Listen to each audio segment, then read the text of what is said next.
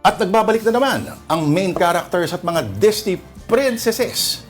Princess and princesses mula sa kanilang mahabang Christmas and New Year vacation. At nasa non-Disney na Parañaque Integrated Terminal Exchange ang ating Prince Charming na mobile journal, Evan Tarinque. Evan, okay, gano'n na karami ang mga bumabalik dyan sa PTEX? Pops Lord, simula nga kaninang umaga, sunod na nga yung mga bus na provincial na dito na nagbababa na ng mga pasaherong galing mga probinsya. Ito nga actually, talikuran ko, ito yung gate 3, no, kung saan nga binababa ng mga provincial buses, yung mga pasahero na galing probinsya. No? Pero ikot ko kayo ngayon currently, no, dahil bukod nga din sa mga provincial buses na nagbababa, marami rin yung mga kapatid natin na nandito sa loob ng terminal. Ito, makikita natin.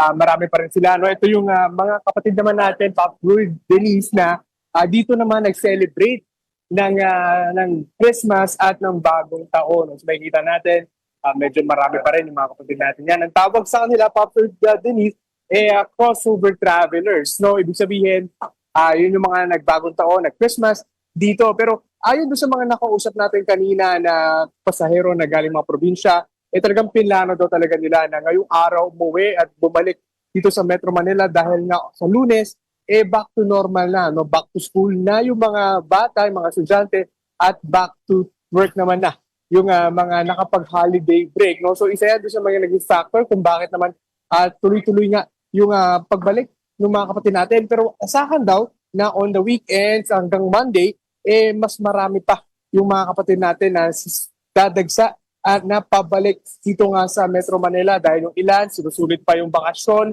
at dahil nga on Monday may pasok na, baka daw on Sunday yun yung peak ng pasahero na dumating dito ulit sa PITX. Pastor Denise. Okay, Ivan, kamusta naman yung yung itsura ng ating mga pasahero, yung mga kapatid natin na nakikita mo diyan? Mukha bang nakapagpahinga, nagmamadali? Anong lagay nila?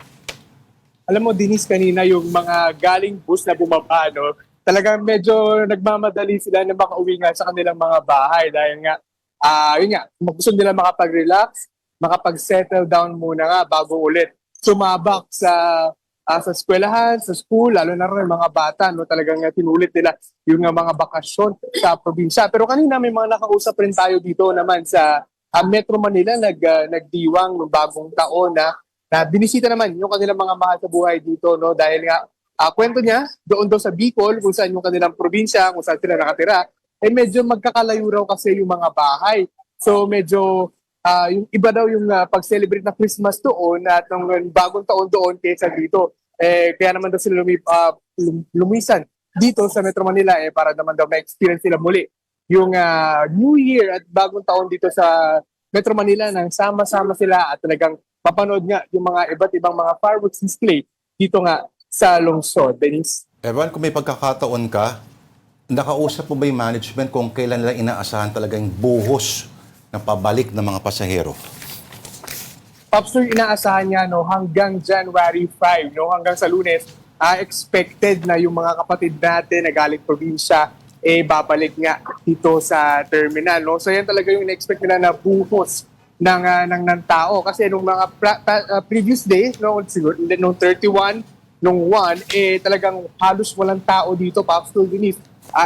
Itong part na to, nakikita niyo itong nasa likuran kong part na to, halos yung mga upuan na yan, bakante na yan at halos pa isa-isa na lang yung mga taong nakikita niyo naglalakad diyan sa mga pasilyo na iyan. Pero expected daw na pagdating on the weekend, on Saturday, Sunday at hanggang Monday, marami pa rin yung mga kapatid natin na magsisiwian at magbabalikan nga dito sa Metro Manila, Pop Lord.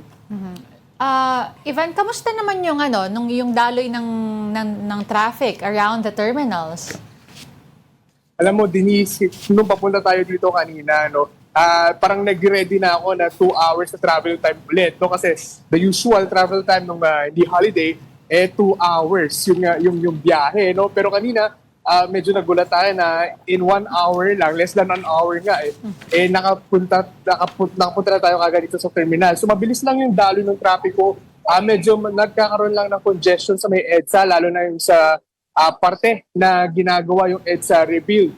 No, medyo nagkakaroon lang ng congestion doon dahil nga yung ilang lanes doon ginagawa at hindi pa passable para sa mga motorista. Pero aside from that, yung paligid naman ng terminal, yung mga iba't ibang mga kalsada papunta to sa terminal, maluwag naman.